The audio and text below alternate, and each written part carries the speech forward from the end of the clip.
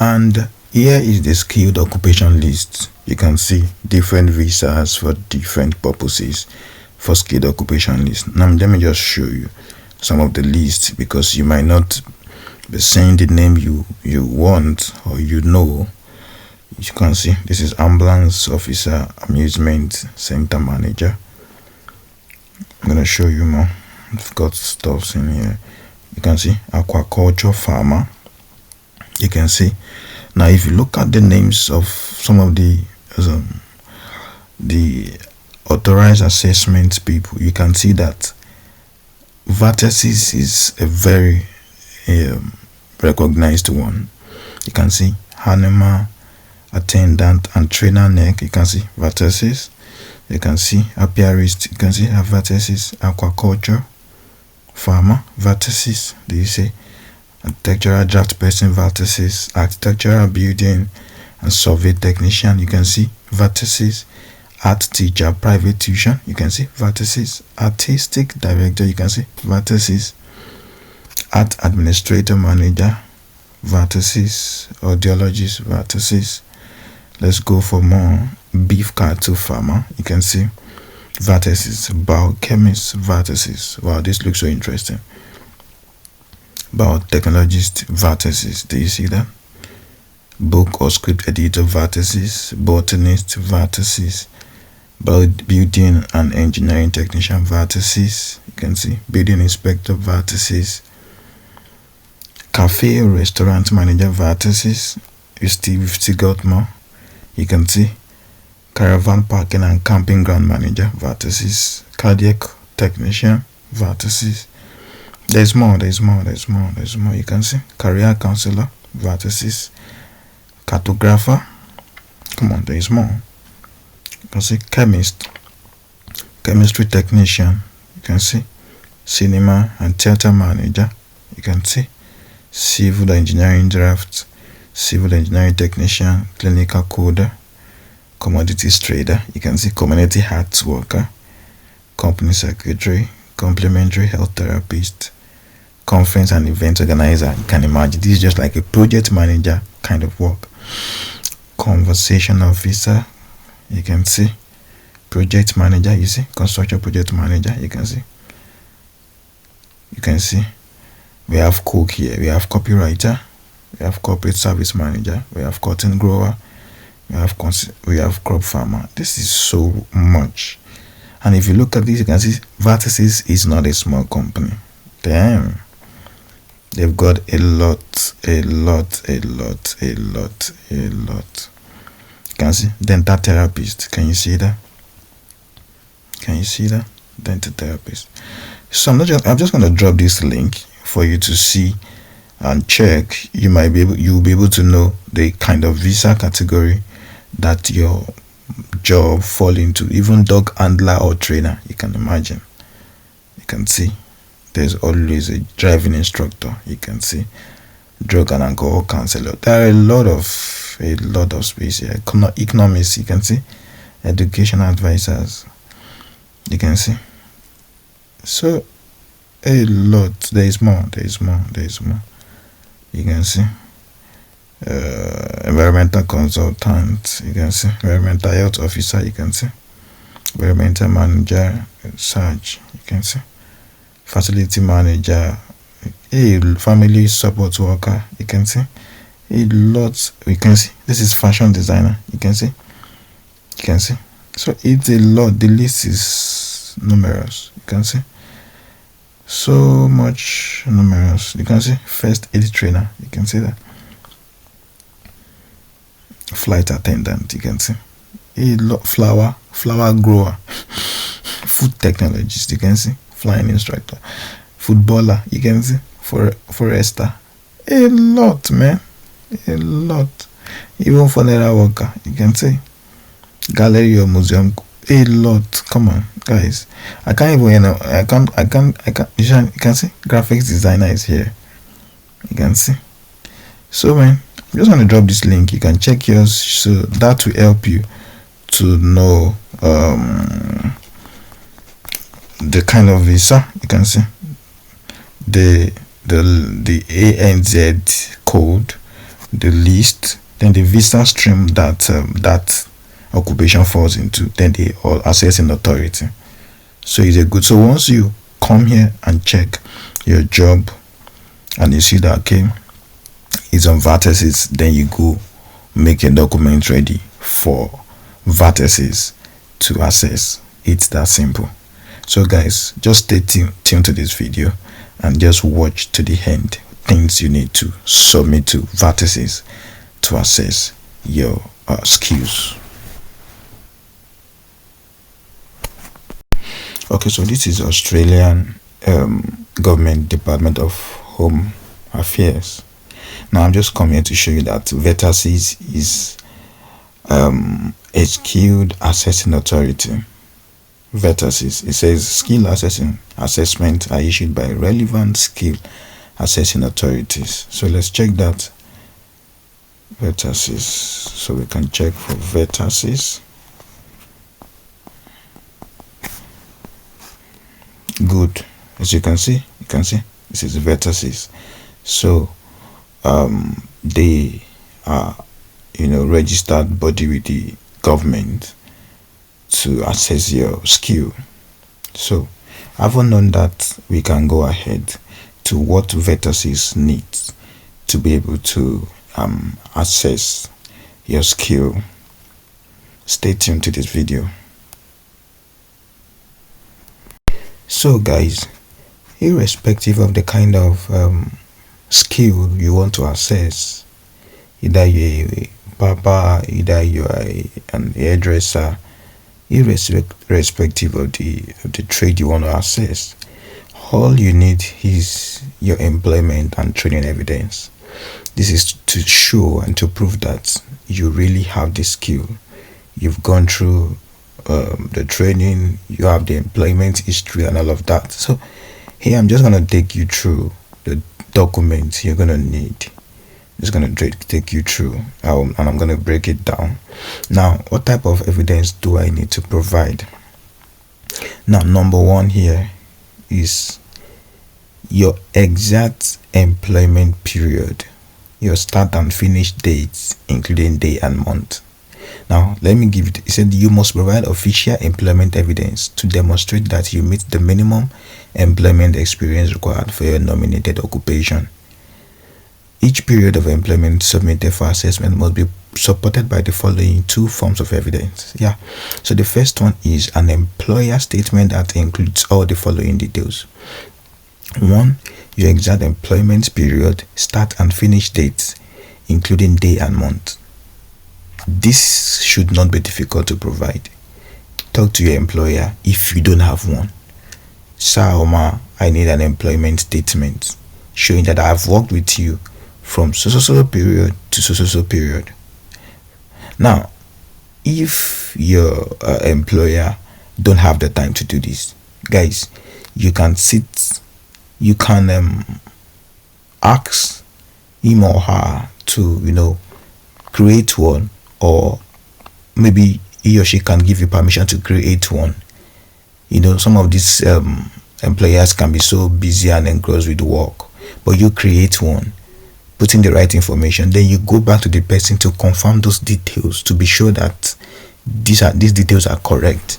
Then the person can maybe sign and I'm not even sure signature is needed, but whichever way, stamp or signed, or whichever way, you just need your employment statement.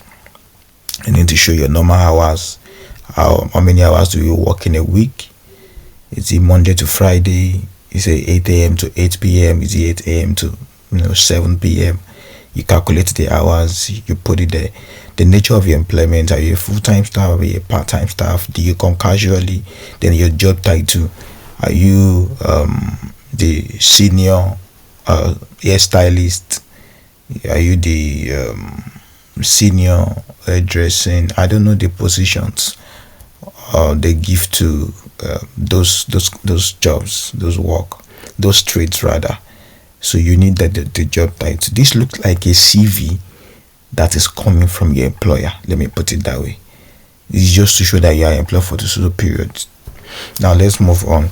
The name, the position, the contact details, that is the business phone number and the email address of your employer, dates and signature. You see, I said it, date and signature of the person authorized to make the employer statement, and the length of time they supervise your work.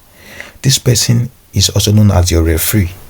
Must be a manager, a supervisor, or human resource department representative. Now let me just break this down.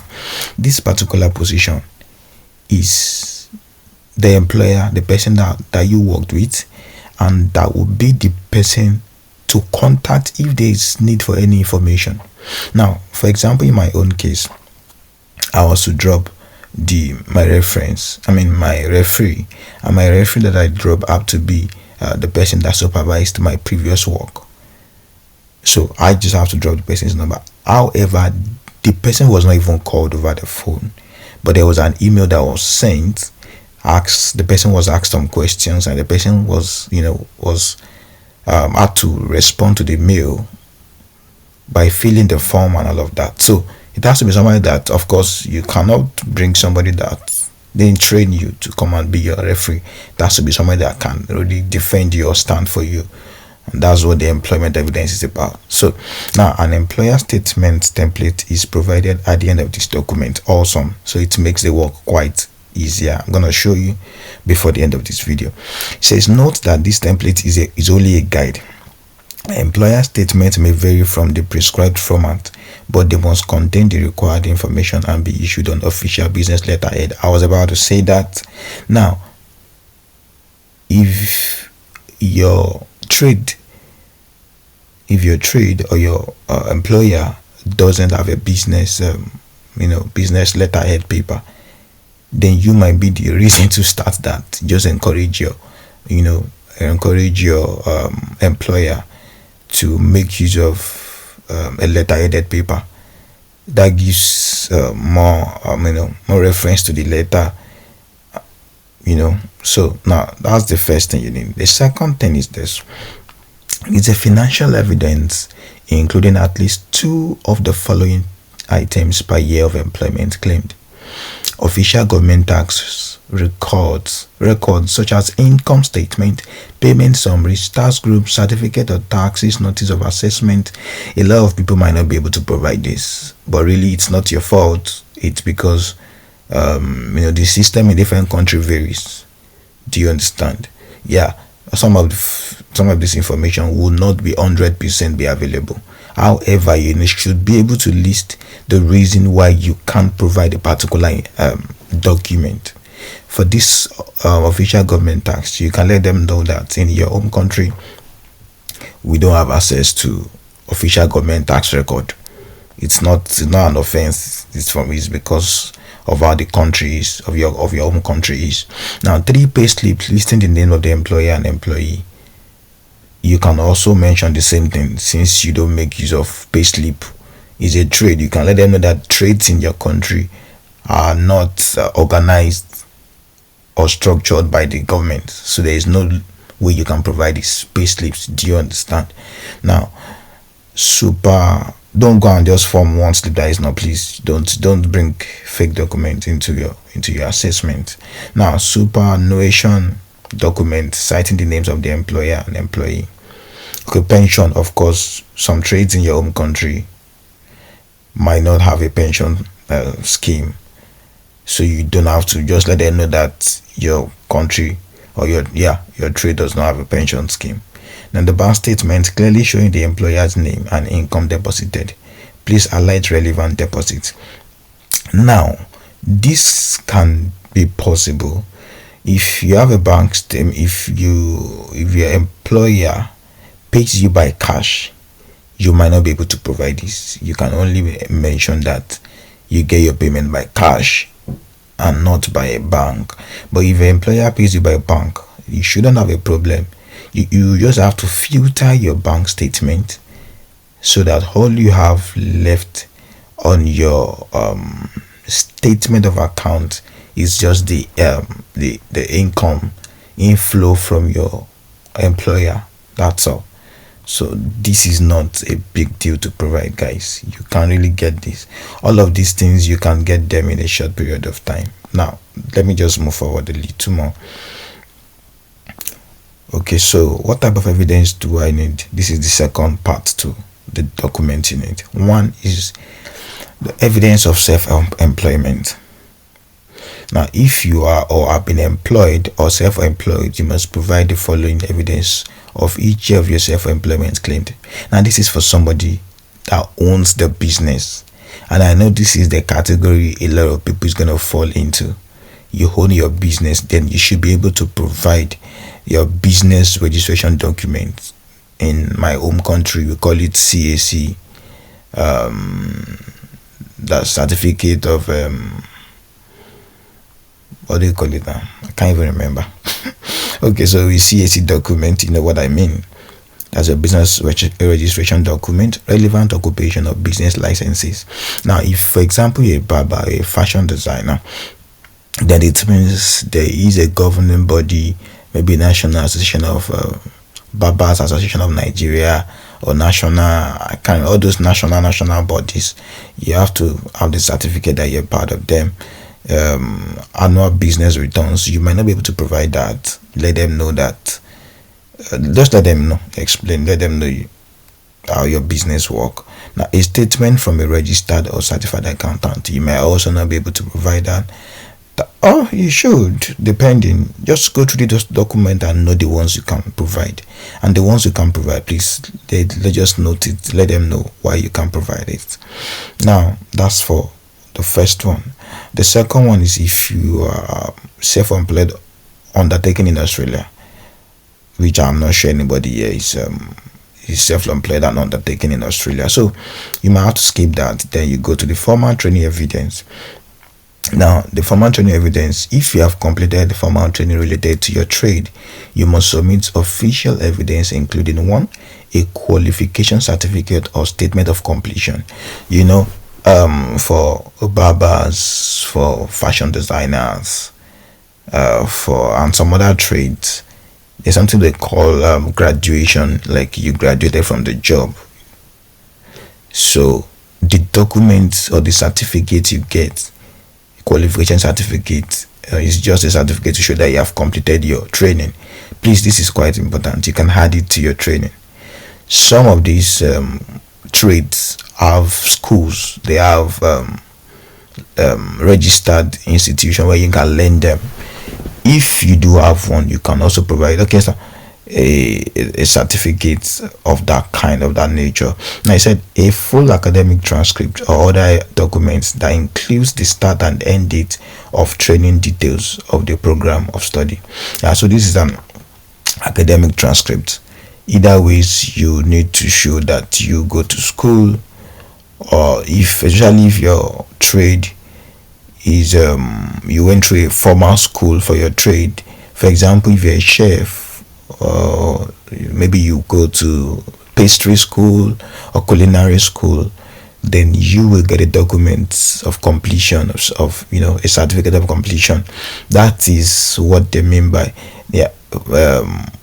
this, a full academic transcript. They believe it's an academy where you've gone to, is an academy, and you're meant to have a certificate. And I say apprenticeship document, such as the contract of apprenticeship, journal, or any other relevant document from the employer, the governing body, or the training institution related to the apprenticeship, if applicable. So you might not have this, but if you have it, please just provide it. Now, all of these documents, I can tell you with all sense of responsibility or humility now, that if you have a good employer, it won't be difficult for you to put all this information together.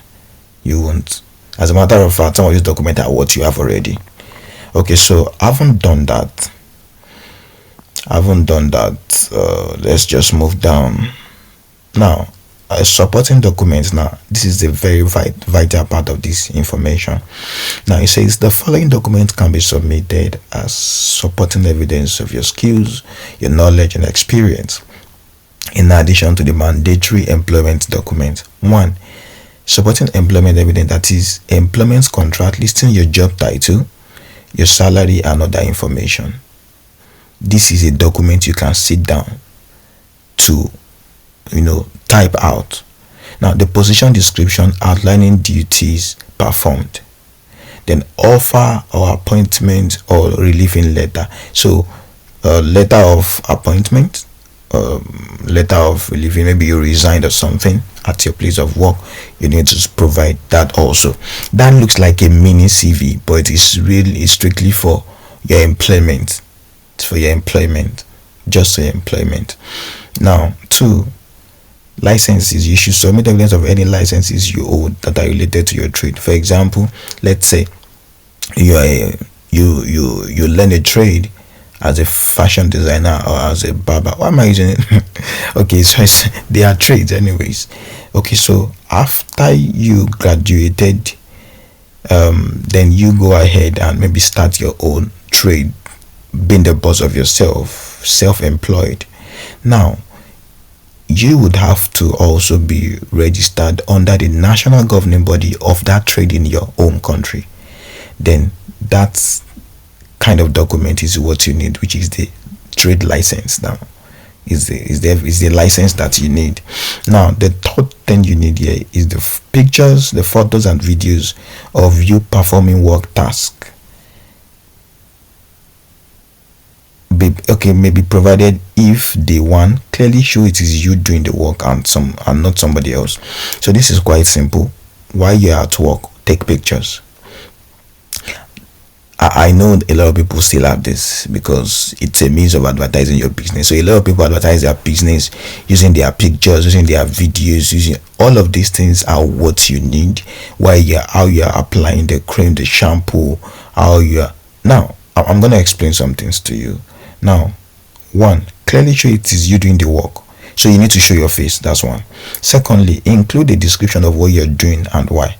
Now, if you're applying the shampoo and you take a picture, let it be a video, because you need a video also. It could be photographs and video.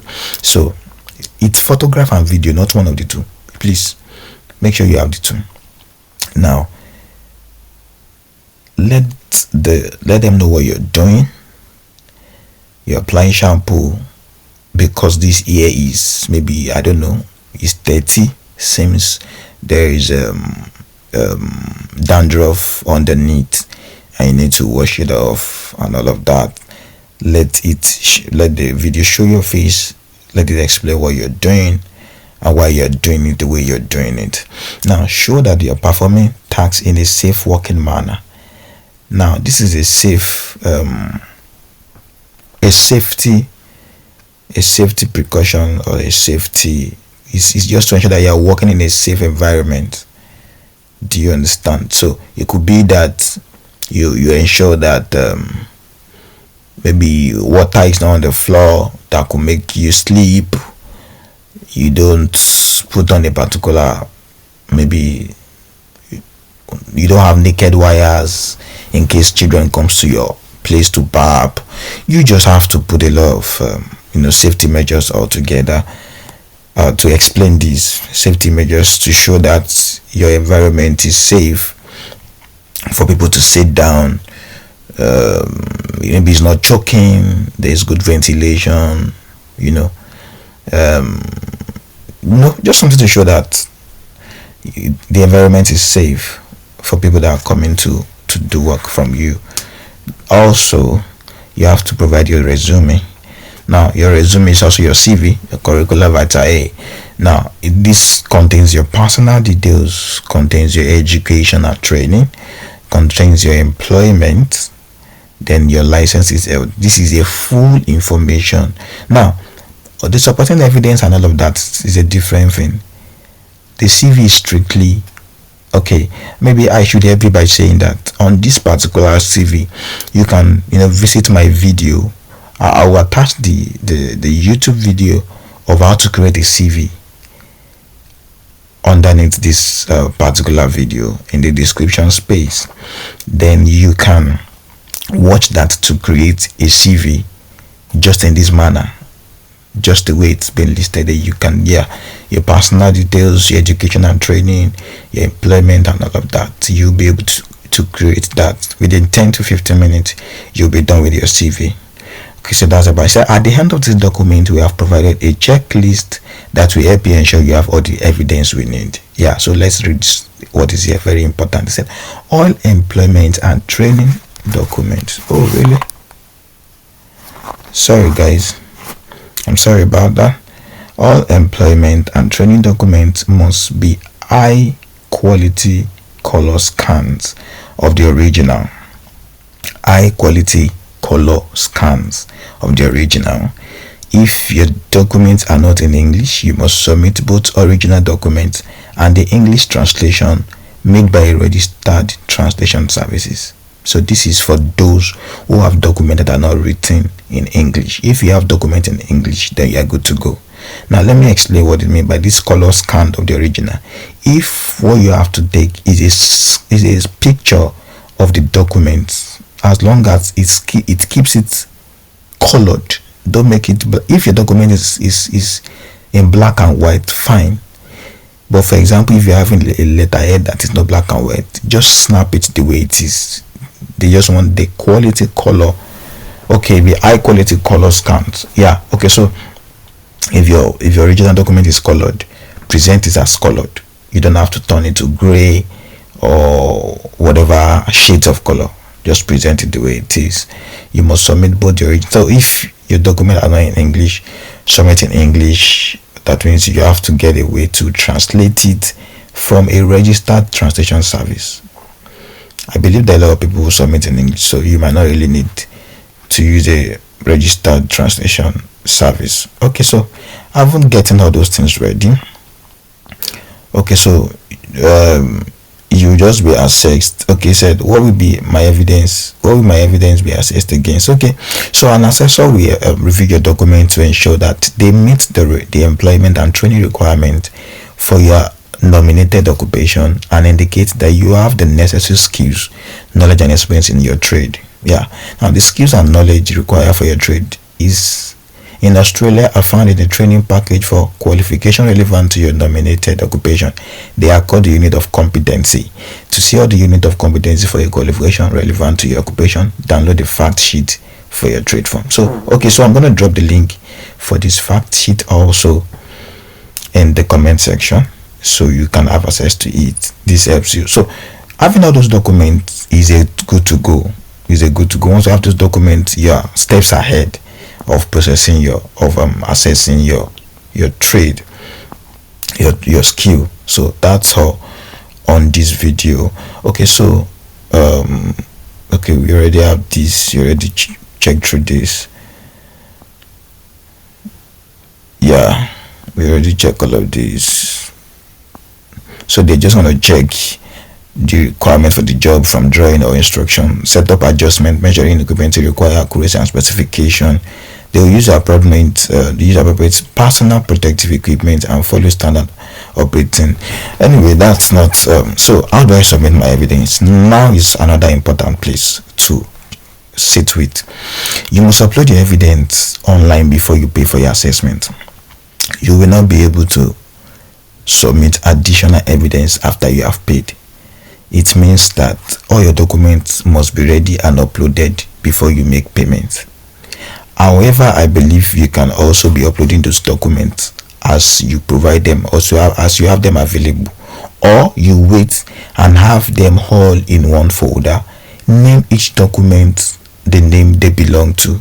For example, name your CV and put your name. If maybe license, you can name your license document license. Other supporting evidence, you can also tag them supporting evidence 1, supporting evidence 2, and all of that, just to make sure that you don't have repetition of documents and you don't make mistake placing one document for another. So your files can be you will be able to upload up to 50 files. Then you have to follow the following instructions, the guidelines. So your documents should be in PDF, JPEGs, PNG, and all of that. Each file must not exceed 5 MB in size. So please, even if you are uploading a video, you might have to make it as you might have to have multiple videos. Definitely compressed files, e.g. zip file. Yeah, zip. Okay, so zip files and folders are not accepted, so please don't compress your file into zip files or folder. they are not accepted. So each video or each document for each, so just ensure that each of your files does not exceed 5 MB.